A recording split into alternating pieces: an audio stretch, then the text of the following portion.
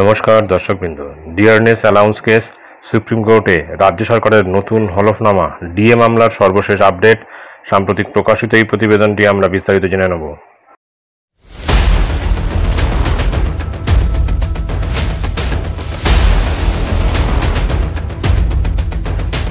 পশ্চিমবঙ্গ রাজ্য সরকারি কর্মচারীদের মহার্ঘ ভাতা বা ডিএ মামলায় এক নতুন মোড় নিয়েছে।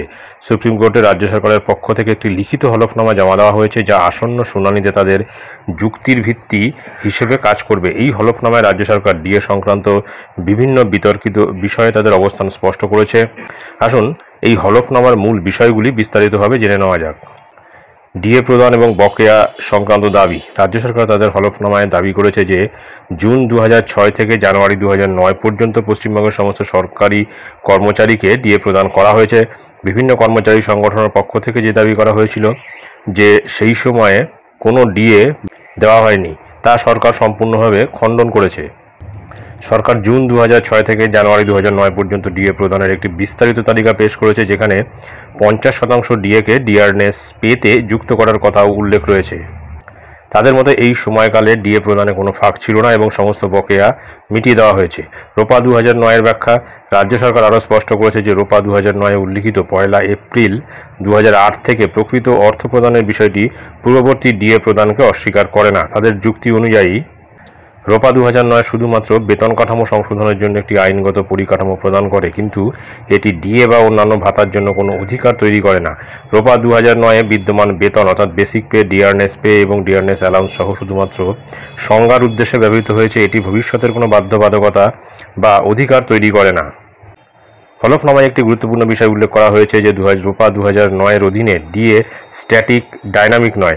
এর অর্থ হলো এই ডিএর কোনো ভবিষ্যৎ সংযোগ নেই, তবে অন্যান্য ভাতাগুলিকে ডাইনামিক হিসেবে বিবেচনা করা হয় এবং সেগুলি রাজ্যের বিবেচনার ভিত্তিতে প্রদান করা হয়। ডিএ নির্ধারণের ভিত্তি। সরকারের মতে ডিএর হার কোনো নির্দিষ্ট সূচক বা সূত্রের উপর নির্ভর করে বা ভিত্তি করে নির্ধারিত হয় না। এটি রাজ্যের আর্থিক ক্ষমতা এবং রাজস্ব নীতির উপর নির্ভর করে।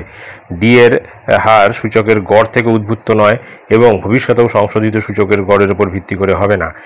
রাজ্য কেন্দ্রীয় সরকারের ডিএর হারের সাথে সমতা বজায় রাখতে বাধ্য নয়, কারণ ডিএর হার উপলব্ধ তহবিল এবং আর্থিক ক্ষমতার উপর ভিত্তি করে স্থির করা হয়। অন্যান্য শহরের ডিএ হারের তুলনা। দিল্লি এবং চেন্নাইয়ের কর্মচারীরা কেন ভিন্ন হারে ডিএ পান, তার ব্যাখ্যাও সরকার দেওয়ার চেষ্টা করছে। তাদের মধ্যে এই শহরগুলিতে জীবনযাত্রার উচ্চ ব্যয় এবং মুদ্রাস্ফীতির কারণে ডিএর হার বেশি হয়। সরকার আরও স্পষ্ট করেছে যে চেন্নাই তামিলনাড়ু সরকারের ডিএ হার গ্রহণ করেছে, কেন্দ্রীয় সরকারের নয়।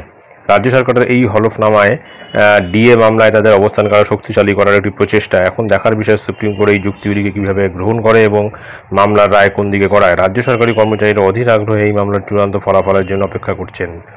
সুতরাং বোঝা যাচ্ছে যে রাজ্য সরকার থেকে যে হলফনামা দেওয়া হয়েছে তাতে কিন্তু ব্যাখ্যা দেওয়া রয়েছে কেন ডিএ দেওয়া হবে না বা কেন ডিএ বৃদ্ধি করা হবে না। এটা হচ্ছে একটা স্ট্যাটিক, মাত্র এটা ডাইনামিক নয়, অর্থাৎ ডিএর হার নির্ধারণ করা হবে রাজ্য সরকারের আর্থিক তহবিলের উপর ভিত্তি করে, এআইসিপিআই অনুযায়ী নয়। এখন বিষয়টা হচ্ছে যে যারা পেনশনভোগী বা পেনশনার যারা, তাদের কিন্তু এই মূল্য বৃদ্ধির সূচকের সঙ্গে তাদেরকে খাপ খাইয়ে নিতে হলে তাদের ডিএ কিন্তু অবশ্যই বৃদ্ধি করার দরকার, না হলে কিন্তু তাদের এই মুহূর্তে সমস্যার সম্মুখীন হতে হবে।